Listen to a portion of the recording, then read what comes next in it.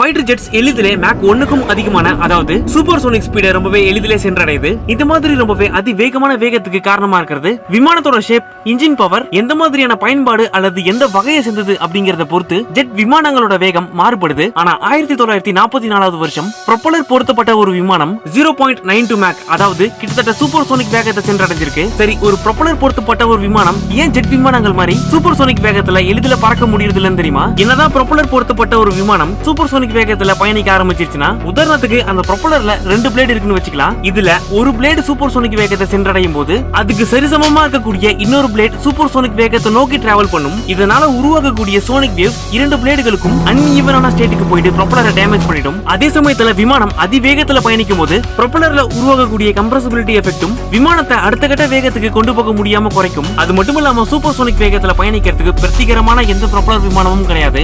நன்றி.